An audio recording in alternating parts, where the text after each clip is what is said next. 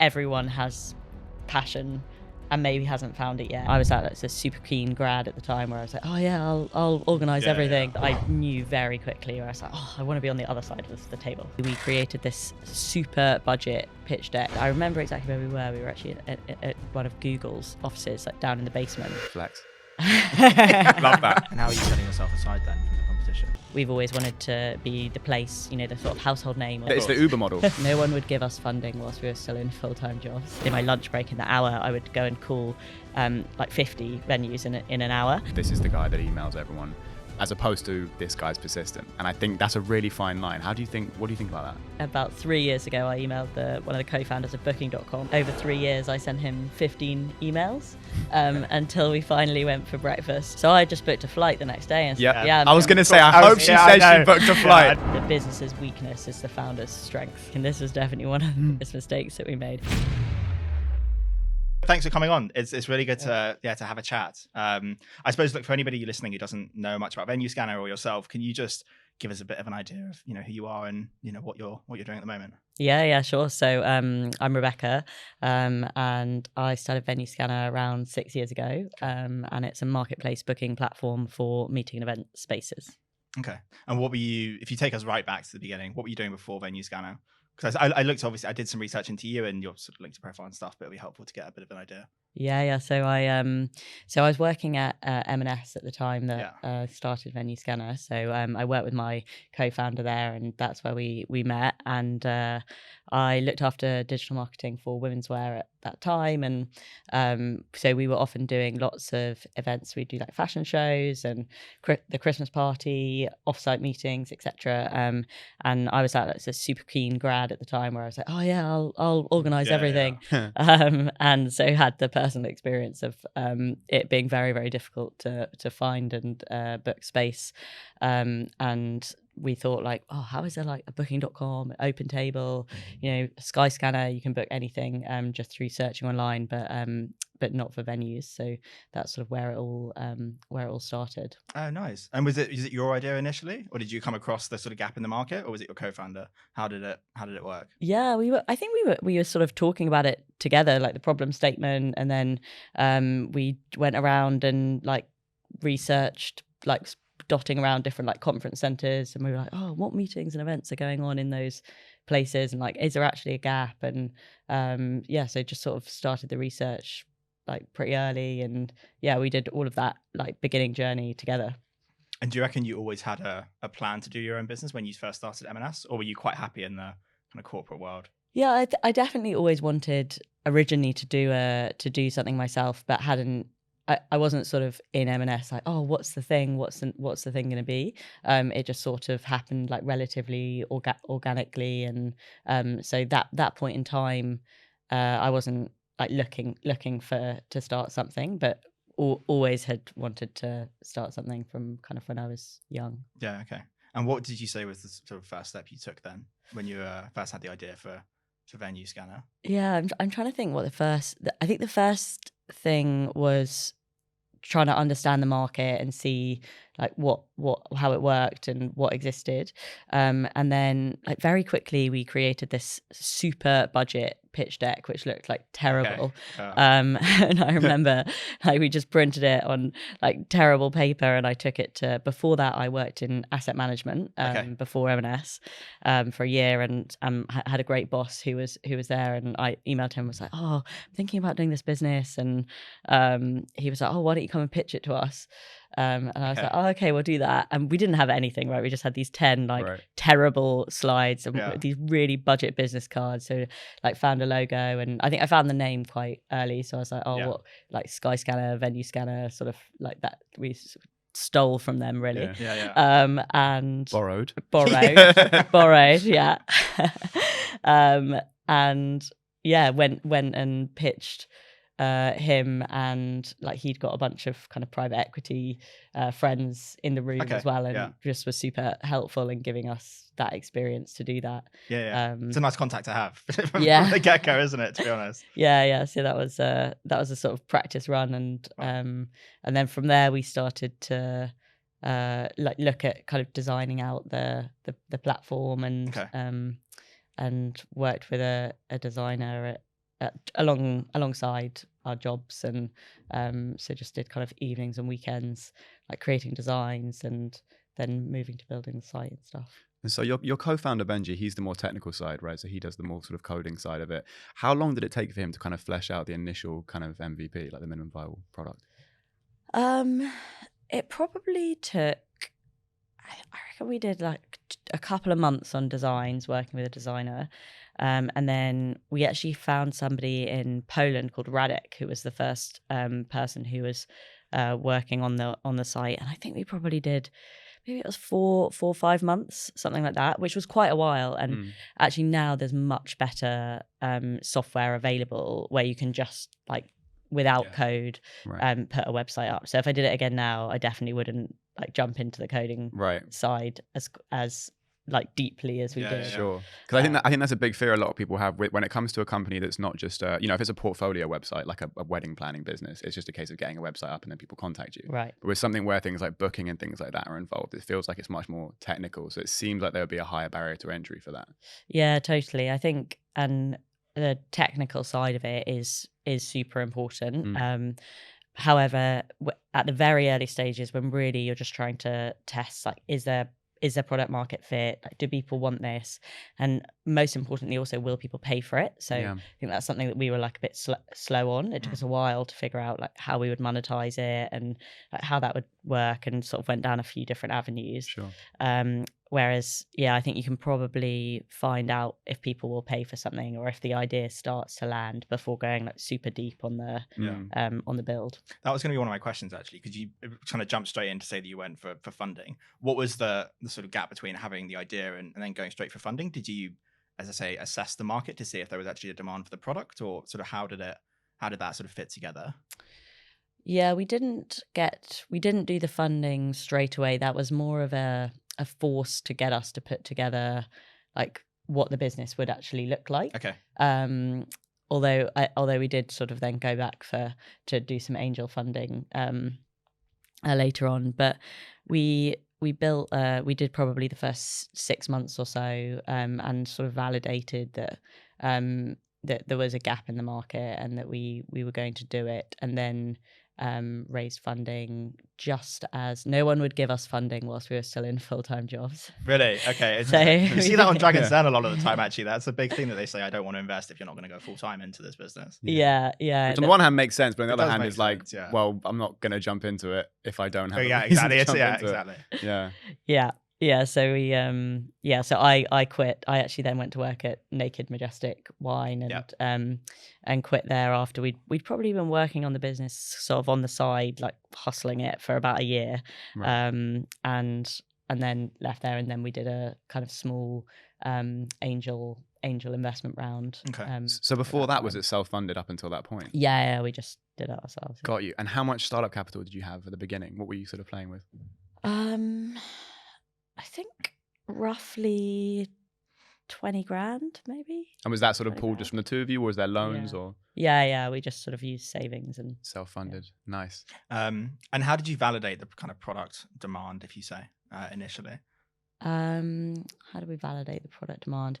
So we used Google search as a kind of a key route to market. So we said quite early on, we were like, right, people will be searching to find venues, and we want to make sure that we nail the like search engine optimization side of the business.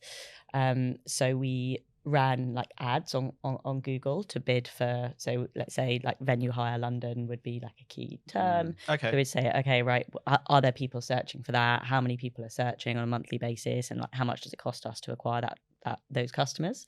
And we could just do those with like a basic ad that went to a blog or something like that. Like it didn't need. It was just a test traction, right? That was basically. Yeah, exactly. So that was the kind of first thing that we did to figure out if there was demand and how we would get customers. Okay, interesting. And so once you figured that there was a sort of fit, if you like, for your product, what did you put together initially before you went out to funding? What were the sort of steps after that? So we had the probably like 40% of the website, let's say. So we had the homepage and you could kind of search and see venues.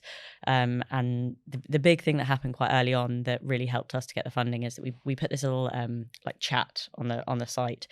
I think it costs like £5 a month or something. Is that a chat bot? Yeah, I think it was called Talk To. And so people could come and chat on the site, and then we sat on the other side of it, and somebody from Regus came onto the chat very early and was like, oh, you know, we'd love to know if we can list on your site. And myself, and we had a guy called Pavel who in Poland who helped on the data and the coding, and we sat there and we were like, oh, he was like, Becky, it's Regus. I was like, oh, fuck. We've cracked it. We're officially millionaires. Fine. Yeah. And they were like, yeah, we would like to list all 1,000 of our spaces. Wow. And we were like, wow. So we were like, yes, of course. And they were like, how do we list? We were like, just send us the information. So we got this big spreadsheet of all of Regus's data, and we kind of created all the profiles, like just ourselves, for them. And then that was, and then when we went, we were like, oh, we can put that then on the investment thing. Yeah, so, oh, we partnered with, you know, Regus for one of the things, and that helped to kind of accelerate listing other kind of meeting and workplace providers. And then a similar type thing happened in the other markets, like pubs and restaurants and stuff. So you mentioned that for the first year that was sort of only 40% operational. When did you have your actual first venue hire, sort of your first trade through the website? Pre or post funding? It was post. I think it was just post funding. There were people using it, but then the booking flow we had. I remember exactly where we were. We were actually at one of Google's offices, like down in the basement. Flex.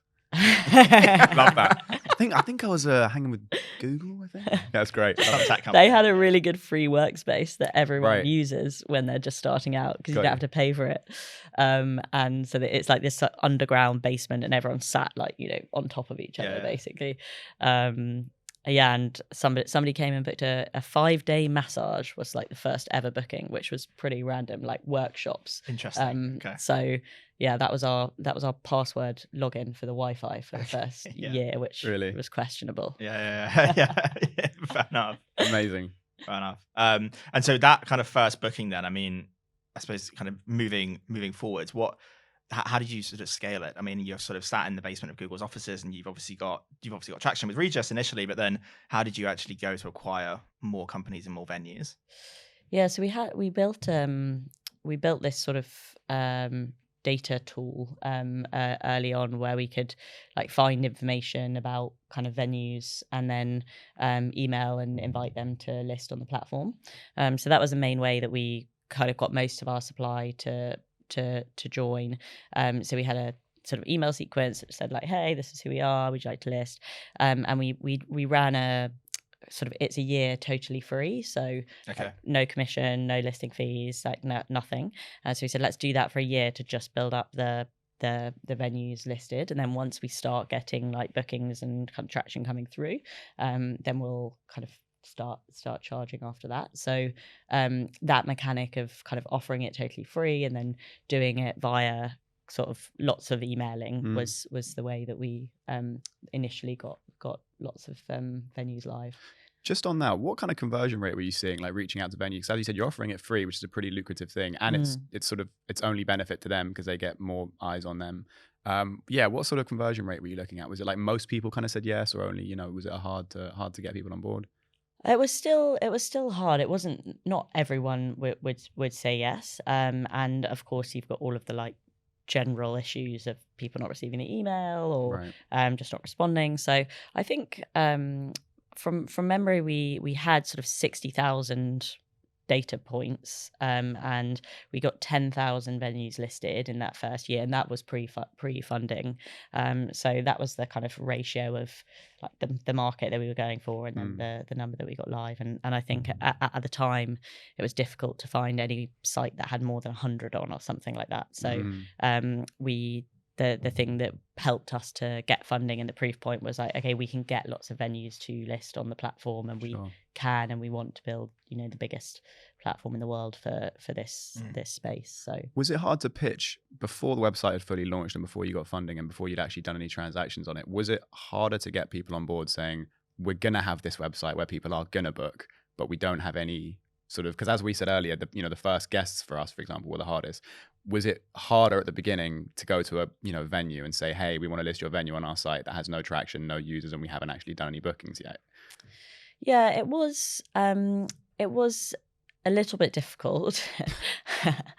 But also the market was quite, there wasn't much there, and people wanted more bookings. So people were actually pretty open to sort of testing, and we're like, yeah, okay, we'll give it a go. Like, it's not costing us anything, and it's free marketing effectively for the venues. So it wasn't like super difficult, but we had to do a lot of iteration on the email campaigns and how we were like making sure that we had the right information, and we did a lot of calling. My sales team now absolutely hate me for saying this, because I would be in a full-time job, and in my lunch break in the hour I would go and call like 50 venues in an hour. Wow. And now they're like, you can't do more than 50 in a day. I'm like, guys, lunch hour, 50.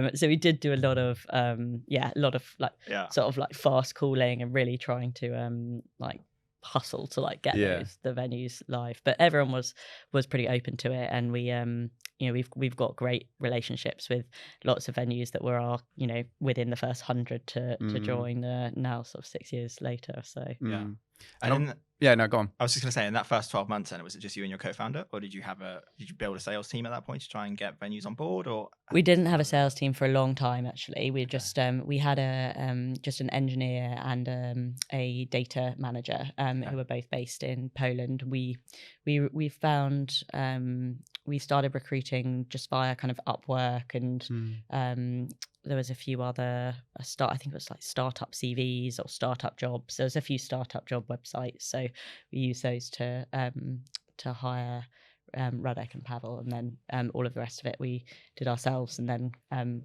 of brought on some interns in as first roles in London. Okay. And so what would you say was the turning point then for the business? When did you really start to see the traction kind of go through the roof?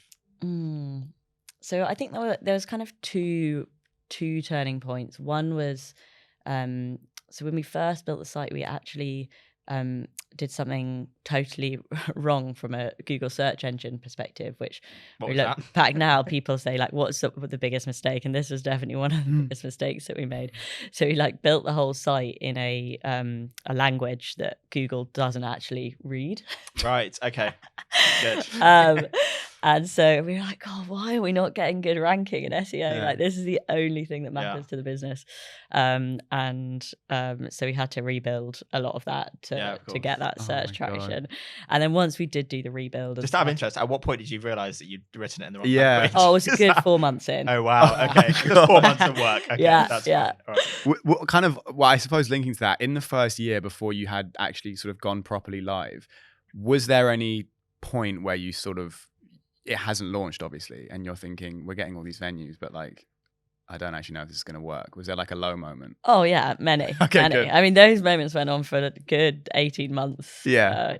There was definitely a sort of like just praying a lot of the time, and just doing everything we could to figure out when we would get that kind of traction on both sides. And actually, when you're building a marketplace, you need you can't be too out of sync on the two sides of it, because you can only keep the supply side or the demand side, wherever you go first. You can only keep one side engaged for so long before it drops off. So we did that was pretty nerve-wracking. But then once we cracked the SEO piece, we worked very, very hard on that SEO side, like doing a lot of content writing and really making sure that we evolved the site so that it was good for search, and that then quite quickly, once we sorted out that issue, that sort of then started like rolling really fast, and we got to number one pretty quickly on like lots of the key search terms, and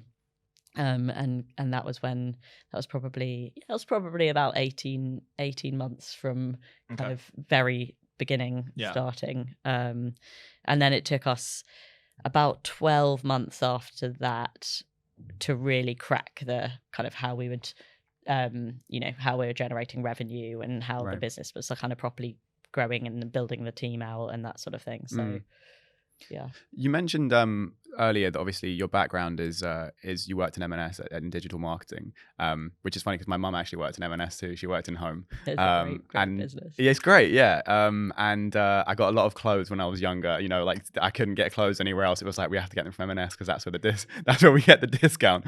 But marketing obviously is sort of more my area, and I'm fascinated to know what you think as a business that's not necessarily sort of people and content driven, it's more business driven in terms of hiring.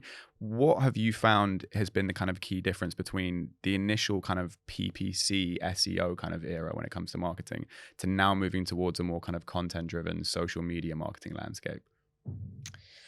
Yeah, so we were very laser focused at the beginning on the search side. We did a bit of testing on social media and a little bit of email, of course, as well. But now, yeah, we continue to Google search continues to be like our core channel, but we do a lot more now on TikTok and more social, more content.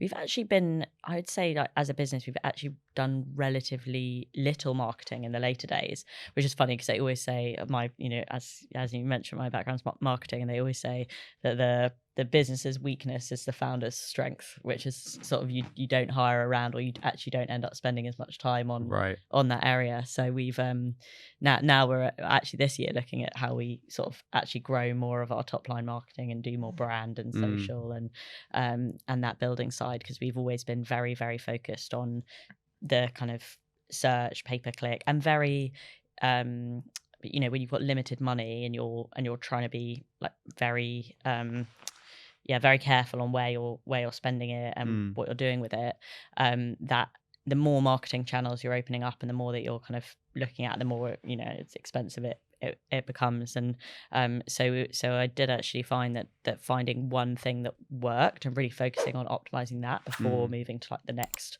kind of channel was quite an effective way of us like building up traction. Sure. Yeah, I think that's a mistake I think probably a lot of businesses make, which is they hear a lot of, we need to be everywhere. We need to be, TikTok's okay, we got to be on TikTok. And it's, we've got to be on. It's like, you actually don't. Like, there was a period where everyone was like, oh, LinkedIn is the thing you have, you can posting on LinkedIn. It's like, if LinkedIn doesn't suit your business model, or if TikTok doesn't suit your business model, don't post on TikTok or LinkedIn. You're better doubling down on Instagram or YouTube or PPC or whatever it is. I think, specializing is definitely the way to go. Yeah, absolutely. And it's all about where your customers are as well, right? So very early on, we sort of had like lots of our big customer group was personal assistants, exec assistants, marketing managers within companies who are looking to book spaces. And something that we found was great was there was lots of communities of like personal assistants and exec assistants, and those were actually a great place for us to then kind of partner with and do marketing via. So we did a bit of events, and we'd kind of do like media on their sites and do some white label partnerships and things. And that was great because it was like a very specific customer segment. Like we know who we're talking to, and it was sort of narrow. So the customer combined with something that works for the business model. And are you still at the point where you're getting pushback from new clients in terms of why they might not want to be on the site? So the market has become much busier and much more crowded now. There's kind of plenty of people who play in it, and venues post pandemic and also post Brexit. There was a lot of change in the hospitality space, where actually venues are super like resource constrained. It's very hard to hire people in hospitality now. So actually managing lots of inbound business becomes quite difficult for venues. So now they are sort of narrowing down, I guess, like where they get their customers from, and that just working with a smaller number of like effective channels. So we've definitely seen that change a lot in the market. Whereas when we first started, everyone was like, oh my gosh, online marketing and a place where I can get more business from, like, this is amazing. Because it was just very new at that point in time. So yeah, it's been pretty interesting to see how that's evolved. But we've got sort of roughly 30,000 spaces listed in the UK now. And Wow. that's coverage wise, we're more focused now on like what are the tiny areas or sub areas where we might want a very specific type of more venues, or just much more around kind of curation and experience versus trying to acquire lots. And when we look at new market expansion, hopefully later this year in new countries, then we'll be back at the beginning again of, how do we get people to sign up from scratch? Yeah, sure. In terms of your audience and the type of people that hire venues in your platform, what would you say is a sort of percentage kind of ratio between people who hire it kind of regularly and sort of repeat business, and then sort of one-off, it's my mum's 40th and things like that? Yeah, so it's at roughly 70% now of the bookers would be for business events, so meetings, conferences, Christmas parties, summer parties, sort of team offsites, which has been a massive growing thing again since COVID that we're doing lots more in, and then 30% would be birthday parties, weddings, engagements, the consumer side, and then the repeat becomes much more frequent in the corporate side of the business. So lots of businesses that we work with will do kind of 8 events a year, or lots of events a year, and then some people will just do kind of 1 or 2. So it varies. I'm with you. And just going back to the competition piece you mentioned, do you ever worry that it's a sort of a kind of a ride to the bottom in a way of sort of undercutting with the competition, because there's a limited amount that each company can offer in this space? Correct me if I'm wrong, but I would assume that the best way to sort of compete is to just have a lower price in this sort of area. I don't know if you would agree or not, but I mean, how have you found that? Yeah, totally. I mean, at the beginning, we did actually. So after we did the free offer, which was obviously full undercut, then we decided to put the commission rates lower, a kind of 20% lower than anyone else in the market to make ourselves very competitive then. And what we did find was then some other people that played in the market brought theirs down as well. So there was a bit of a like push down. And then of course there's a point in time when you realize that you can't sustain. You can't. can't. It's exactly it's the Uber model. It's exactly what Uber did. So everyone's sort of I guess we've met back up at just below market standard, but still significantly less than kind of more traditional players in the market. And how are you setting yourself aside then from the competition? So we have a few different approaches that have become very kind of unique to us over the time. At the beginning and still now is very much around like the digital experience. So how people can improving the platform and making the website really user friendly for people to be able to kind of search. And the second point was around it's like interaction experience with the venues. So we've done a lot of work over the later side of how do we like prioritize in search venues that respond fast to customers, and venues that have high ratings and that sort of thing. So that kind of evolution of like matching and good experience is something that we've kind of focused on being the best at, and then also having the most supply. So we've generally always been the place where you can kind of find anything for any event type, whereas a lot of other parts of the market will be like quite vertically led. So you could go to a site to like find a wedding venue or find a meeting space or for each vertical. Whereas we've always wanted to be the place, the sort of household name or the place that you can come to find anything, any venue for any event, and really kind of aggregate all of the supply and create that like comparison experience. Totally. Sort of taken from booking.com or I'm curious to know, I suppose this is more on the personal front, but still related to the business. What's your view on things like work-life balance versus hustle culture and things like that? Are you sort of a wake up at 5 a.m., work 18 hours a day kind of person? Are you very big on I need to have my days off to recover and things like that? What's your kind of approach to that? Yeah, it's definitely changed over time. At the beginning, I was, and for a long time, very much kind of 18-hour days, and and 7 days a week, and really like it was a lot of work in the first kind of 4 years. I think that is something I definitely have tried to not pass on to the rest of the team. So like as a culture within the business, I've always been like relatively firm about like work-life balance and people not working on weekends and not working in evenings, and we've always had a sort of 8 till 6 or 7, and sometimes when we're in periods of things go on fire, which unfortunately has happened more often than It does than happen. not, then we are working like late and weekends sometimes. But I had like a number of different sort of, close to burnout challenges and things like that throughout the journey. So now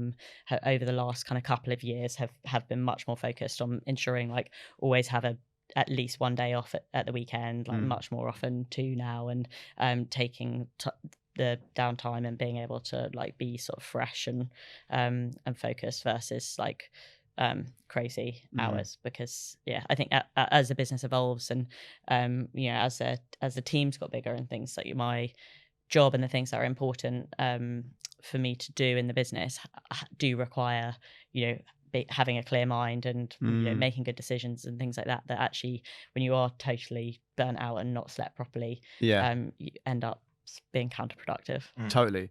With that knowledge then, in hindsight, if you were starting the business again tomorrow, would you still have done it the way you did it, or would you do it differently now? Because there is an element or an argument, I guess you could say, of like in the beginning time, you almost need to go through the whole burnout, overworked thing to get it off the ground because there's so much to do. Yeah, I probably wouldn't. I would do it differently in that I would probably not push it quite as hard as I did from a kind of hours and like health sacrifice and that sort of thing perspective. However, I think the thing around the early stages is there is so much to do, and you are like, your passion, your soul, like everything is in that business, right? So you are spending a lot of time on it. But I think the much more important thing that I do a lot now that I would bring in earlier is much more around like discipline and exercise and sleep and things like that. So over time I've learned around like the importance of like getting 7 hours sleep, and the importance of doing for me, I've got to do exercise like almost every day, 45 minutes like in the morning, and that'll like I'll be set for the day after doing that. Whereas in the early days I'd definitely be like, I can't, I've got to, this thing's on fire. Wake up, work, sleep. Whereas I think actually just having discipline around the times in which you're working and the things in which you're doing around work that enable you to work better. So it's still you're still very much like focused on what you're doing, but making sure that you're kind of looking after the core parts of like health and productivity that enable you to do that. And what do you think was driving you to work 18 hours a day when you first started? I mean, there's definitely a passion point in there. Just like, okay. How do you know you've got a passion for it though? You just feel it. I think Okay. it's not. There was never a point where I was like, oh god, I'm up really late working. I'm doing it because I wanted to do it. And there's always something to do. I mean, when you're starting a company, there's just like there is always a million things that you could be doing. So it's I think just, and also you've got such strong belief in you really want to make it work and you want it to be successful, and so that I think that drives a lot of the like, oh, if I just like do a bit more, or like, and deadlines as well, like trying to get things done by a certain time, like fundraising, and once you've raised money, like then you're on a time machine for everything, because you've got X amount of time until that money runs out, and you've got to prove all these things, and you've got to get the business from here to here. So once you start that cycle, everything becomes very sort of like deadline and time ticking based, and then obviously when you get the moments when you're sort of running out of money and all that sort of thing, that's generally you're not sleeping because you're just so stressed. I can imagine. Especially when other people's money's on the line, right? That'll make you lose sleep. Well, definitely. I was going to ask, so in terms of passion, and this is sort of a preliminary question to my main question, but when you said you're working in asset management originally, first of all, what made you switch from asset management to marketing? Because that's quite a different industry change. And second of all, were you passionate about either asset management or marketing? Yeah, good question. I definitely wasn't passionate about asset management. I did economics at university and spent a long time trying to get a job. I tried to get on all those grad programs, but I'm very dyslexic, so I couldn't pass any of those tests that you have to do to get Right. into any of the big companies. So I was And like, why did you "This do is-" economics, by the way? I loved numbers. Right. Yeah, I liked maths and very bad with words and just sort of like enjoyed that. And business as well. I always wanted to do business and thought it was an interesting area. And then was actually very passionate about the like economic development side of economics kind of early on from school. So did quite a lot of work in that area. And yeah, so sort of landed in asset management and very quickly there, I got the opportunity to sit sort of on the table with businesses where, they were sort of, we were reporting back to them and vice versa. And I knew very quickly where I was like, oh, I want to be on the other side of the table. Like, I want to be the person that's having done the business and be like, oh, this is how we did this quarter, or like, these are the things that's happening and it's what we're going to do. So I quite quickly learned that I wanted to like do stuff versus the sort of like analyze and invest and that side. And I think I actually went via Escape the City, which at that point in time, and they had a grad scheme at M&S that was on there, and it was. What is Escape the City? Escape the City is I'm not sure what they're doing now, but back then they it was a job site that if you wanted to like leave a kind of corporate job and go into something creative, or you wanted to like do something they have lots of startup jobs, so it was, you sort of can get out of, escape the like big corporate jobs and get into something that's like startup-y. So that's so funny when you cool think about business. how many people are like gagging to get like corporate jobs at big banks and big firms, and then on the other side it's like the whole business around actually getting out of that job. They're running towards the prison and they're like, oh, get out. Yeah. Okay. Yeah. And so you found something in marketing in that area. And then I rotated around different departments. When I was at M&S, it was an ecom grad scheme, and then ended up in digital marketing. So I think and I loved there were parts of digital marketing that I definitely was passionate about and really loved, and lots of those are what the parts of the business that I also love, which is the kind of the data side and like understanding kind of how to optimize things and like trends, and then also the customer side of like understanding what customers want and how to communicate with them, and all of that sort of side I find very like interesting and exciting. I love to be able to tweak the data. Now that you're an entrepreneur, what has been the shift in terms of your passion towards marketing compared to your passion towards actually running a business? Has one overtaken the other?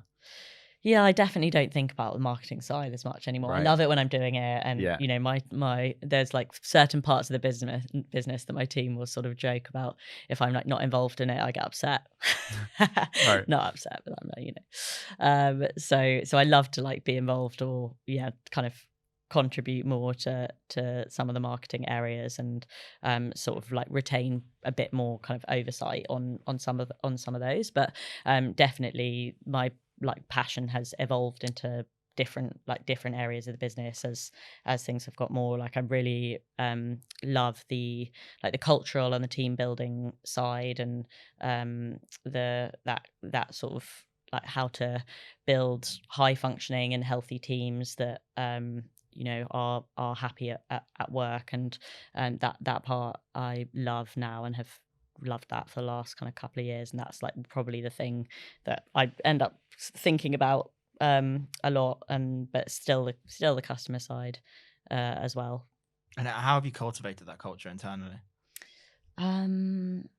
How have we cultivated the culture? We did do the kind of define a set of like values as a team when we were about 10 people or so, and then sort of said like, who do we want to be and how do we want to behave and what's important to us, and I think probably through hiring and through sort of feedback loops have been quite focused on the way that people work together, and we definitely like have a culture of one being very focused on like giving a good experience for the customer, but also like teamwork and like collaborating. So it's very non-competitive within the team. It's sort of like we're competing with people outside, but like we're like a unit. And yeah, I think we've also done lots of things to like reward and promote and kind of hire and interview, like all of the things that have been important in the value sets and in the ways that we work. We've sort of put those into lots of different parts of the process. And then we have like funny things, like we have a sort of values hustle channel on Slack where whenever anyone does something or sees someone else doing something in the business that's like aligned with a company value, then they call it out and people clap. And there's that sort of like constant reminder of like the way that we kind of agree and want to work and be. I'm with you. Yeah. Nice. Interesting. No, go ahead. So going back to the very beginning when you were talking about quitting your job, and obviously how initially people were like, we're not going to invest if you're not full time. What advice would you give to someone who might have an idea, but they're not ready to quit their job? But then how do you know when is the right point? Yeah, it's a good question. And I think I did 16 months of working on the business on the side before quitting my job. So definitely my first piece of advice would be that you can do quite a lot without quitting your job. And I think that probably is a good way to go. That was quite long, maybe too long, because I was absolutely exhausted by that time, doing like a year and a half of sort of evenings and weekends and a full-time job. But actually now you can test things pretty quickly and do quite a bit, I think, or on the side. And then similarly, if you've got conviction and you've got a bit of runway to live for a few months, and then also there's big case to be made to say just like go for it. I think there's so much time that you can sort of talk about things and think about things, and it's always just taking that first step. And once you do that, then everything sort of flows from there. So I think there's this big like barrier. People feel like this huge thing to like start a business, or people are often like, oh, I just wouldn't know where to start. But actually just starting like somewhere, anywhere, it doesn't really matter where you start. I'm sure like most entrepreneurs, or there'll be hundreds of people who have started in totally different ways and have different ways of doing it. And actually the key thing is to just start somewhere and go from there. No, 100%. I mean, that's what everyone said that we've interviewed so far, is just start.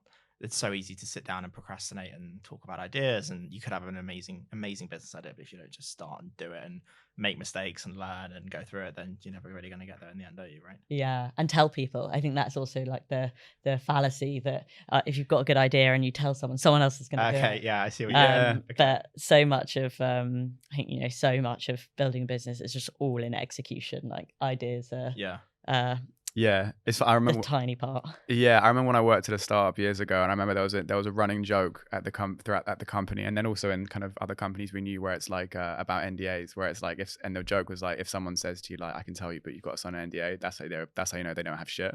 They don't have a good idea at all. This is true. If like anyone who's ever had a good idea has been like, what do you think about this? And they'll try and ask. Anyone's like, oh, I don't know, man, it's pretty. This could be the next Facebook. It's not. It's sign not. it. Yeah, it's not. Yeah. What do you think about, like, I think passion's an interesting topic, because I've always been like quite passion driven with everything that I've done. Like I'm a comedian, and obviously we do podcasts and everything.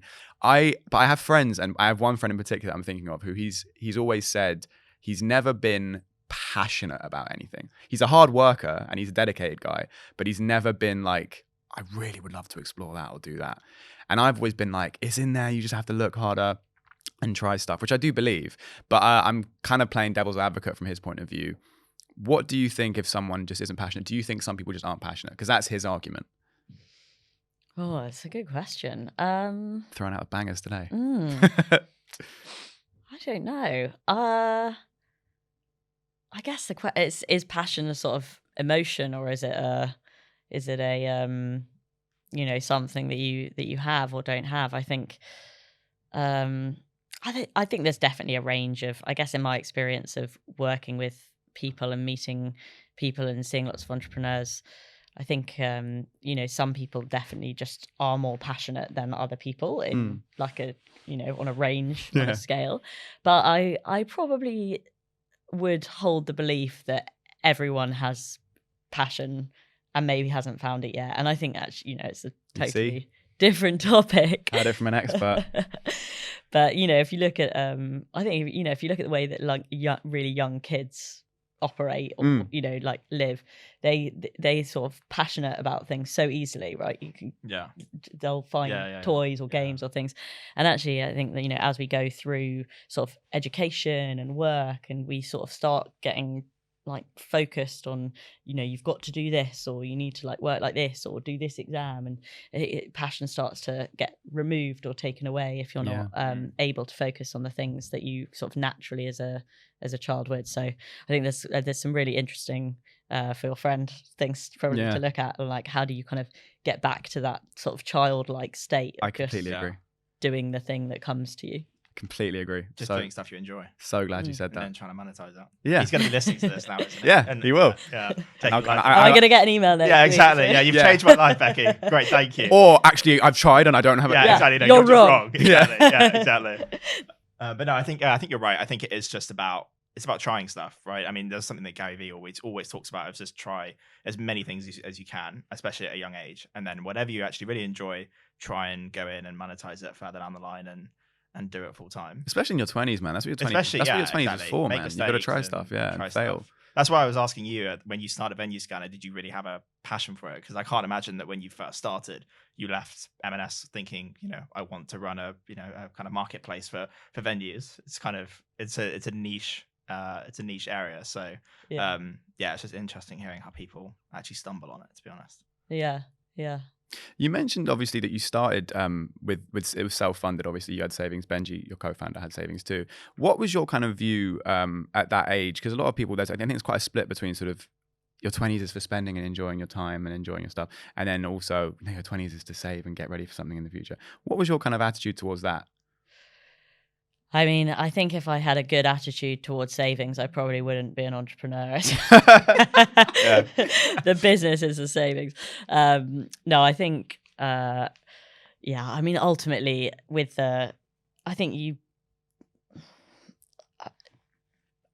it really depends, what you're saving for, I guess, or, what your, what people's kind of focus is. But definitely when you're starting a business, you like getting paid like nothing for a pretty long amount of time. I mean, even the salary that I was getting was, I think, a third of the salary that I was on even like 2, 3, 4 years in, and when we have funded and making money and everything. So you're definitely I have never personally put that much value on the savings side, and I guess in my 20s was very much like, oh, this is a big bet, like hopefully it works out, and hopefully it comes off in the end, and if not, then I'm sure there'll be find another ways to make money. But I think that kind of risk, I guess my risk tolerance there is sort of relatively high, but probably at some point when you're older, it probably flips. Right. I was speaking to a friend of mine the other day. She's a female entrepreneur, and she's also got a podcast, Female Founders Weekly, where she basically interviews female founders of startups, and she's really interested in the idea of kind of women in business and the impact that has. What was it like for you? Was there any did you notice any difference being a woman CEO or a woman entrepreneur in business, or was it more of a case of the product speaks for itself and the business is the business? Yeah, I didn't notice loads of difference. I mean, there's lots of our whole team has always been sort of 50-50 and in kind of gender diversity. I think one thing on the positive side is actually I think you get a lot of opportunities kind of being a female entrepreneur or women in business. I guess if you're a minority in general, you'll often get like kind of opportunities to I guess speak at events or go to things, do things. So I always thought that was great, and I was quite lucky early on to go into a few kind of founder networks that have been sort of instrumental in learning from and meeting other people, and so have been quite lucky to meet other female entrepreneurs as well, and women in business. And I think there's lots of controversial like topics and debates around it, but ultimately I guess the balance of both like men and women working together on quite an equal level. I've always seen like huge benefits in any times in my kind of career and in Venuescanner and being able to do that. So and was that 50-50 gender diversity at Venuescanner, was that a conscious choice, or did it kind of just come out that way? Not really, it's just happened kind of quite organically. And so it's our leadership team, the same as 50-50, and it's just kind of, I guess, sort of maybe having sort of a male and female co-founder has sort of meant that it evolved in the early times like that. But As go. I was just going to say, going back to the funding side. Obviously, you had a slightly unique situation in that you had relationships in the asset management industry before going into it. But what would be your advice to somebody who was actually wanting to get funding for an idea that didn't have those connections? Yeah, so I mean it was sort of we only did a little bit of angel funding there, so that wasn't, I wouldn't say that was kind of the core to the funding journey, but I mean really the way that we raised money through actually most of the journey, but definitely at the beginning, was just like relentlessly reaching out to people. So like one of my investors jokes that over 3 years I sent him 15 emails until we finally went for breakfast, and then he invested and has been one of like the most brilliant investors for the last kind of 2-3 years. Was that 15 emails, by the way, of him not replying? Correct. Wow. I love that. And so the advice I would give, or I guess what I did was just message like as many people as you can, as much as you can. Like, I would just sit on LinkedIn like late at night, just going through anyone that had the investor in their in their name and their titles, and see people. I've invested in one other startup business, a small amount, and so I see people do that to me now. So people have searched investor. Just by the way, just on that, what do you think is the line? Because I think a lot of people worry like, well, I don't want to become someone where they blacklist me because they're like, oh, this is the guy that emails everyone, as opposed to this guy's persistent. And I think that's a really fine line. What do you think about that? I don't know if I mean there will always be people that will ignore you, and there's always going to be people that are blacklist, but ultimately investment's like a numbers game, right? Even when you're pitching the VCs who've got to pitch 100 to get 5 meetings, or and that's just the way, it's just a funnel, like so I think and also there's probably a line between sort of being polite and being, so if you're politely emailing, then I don't think anyone can do too Listen, much. mate, this is my 12th email, all right? Get on it. Yeah, exactly. But sort of just going for it. I mean, one of the things about 3 years ago, I emailed one of the co-founders of Booking.com on LinkedIn and just sort of did like a cold LinkedIn message and was like, oh, I'm just such a huge fan of Booking.com, and we're trying to do something similar in the venue space, and we'd absolutely love to to meet you for coffee, or pick your brains, whatever. And he replied back to me and he said, well, since I'm based in Amsterdam, if you're ever here, then feel free to drop in for coffee. So I just booked a flight the next day. And I was going to say, I hope she said she booked a flight. I know. I didn't want to test it. That's so great. Yeah, and he I'm said, here. I'm free for coffee. I said, I'm free on Tuesday. I think this was the sort of Friday or something. He said, yeah, Tuesday at 2 is good. And I just got on a flight like 5 a.m, got to Amsterdam, went for coffee, and came back. And came back. And it was a brilliant few hours. So he didn't become an investor, but I got to learn it's a valuable huge coffee. amount Sure. about Booking.com. Okay. Just before we wrap up, it's been such an amazing interview. There's one question we ask all of our guests, right?